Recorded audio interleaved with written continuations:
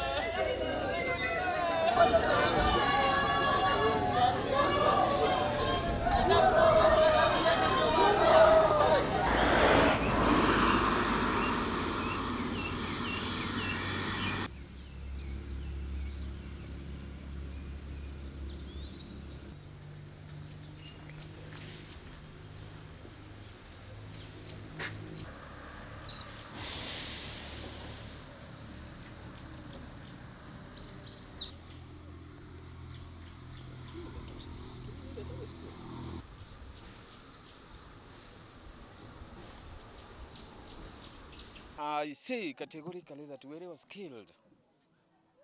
And the killers, let us not mince words, the killers are known. Yes. They are known because Were has been complaining. Were has recorded statement from DC headquarters. Were has recorded statement up kwa DCI hapa. No assistance had been, he has not been assisted. Were was killed because of politics of Kasipul. Because of politics of county chairmanship. It's true. That only two things. Because of leadership, some of the aspirants wanted to eliminate him for them to get this seat. Yes. The incoming party election in Homa Bay County, one of the factors. Tunaomba serikali ya William Ruto, the familia of Were, children of Mheshimiwa Were, the wives of Mheshimiwa Were, we want justice. Brothers, we want justice. The people who elected him as member of parliament, the people of Kasipul, we want justice. It's true. We want the government to do thorough investigation. We want thorough investigation. Or else, the meeting, my brother has alleged, let me say has alleged. Mujumbe told us here. In that clip, he mentioned names. It's true. He mentioned names. Moja is Ong'Ondo. Yes. He mentioned names. The meeting which was held at Piccadilly. UDA chairman here was in attendance. Arthur was in attendance. It's true. Those are the meetings we were planned. They were planning how to eliminate him. And that one, the goodness of it, ilikuwa kwa press, aliongea. So we want the government to do us justice, please. Where he has left orphans. He was sponsoring very many children, very many widows. We still don't know how they will survive. He focused on changing the lives of our destitute children. And you can see in our schools today, parents don't struggle to raise fees. They don't struggle to raise funds when it comes to construction of our schools. He has supported many of our children to go to school.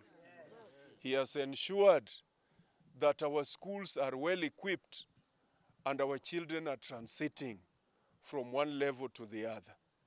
He has opened roads through the support of the national government CDF funds.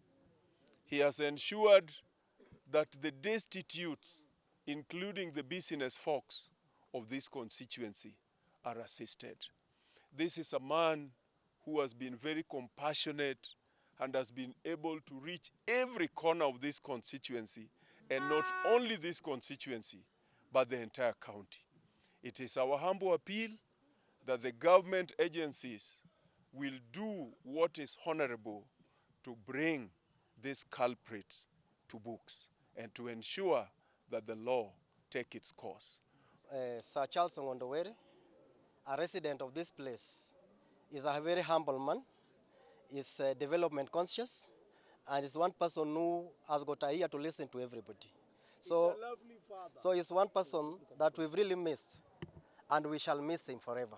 Mheshimiwa alikuwa mtu wa mpole kabisa. Kuna wengine walikuwa wanajiwekelea sijui yeye ni arrogant. But see, He was the best person, the best MP we have ever had in Kasipul. Hata ukikuja hapa kwake, anaongea tu na watu pale. Gate iko wazi na ile ingine pia iko wazi. Hata ukitoka sehemu ya Rangwe unakaribishwa tu hapa. Ana CCTV.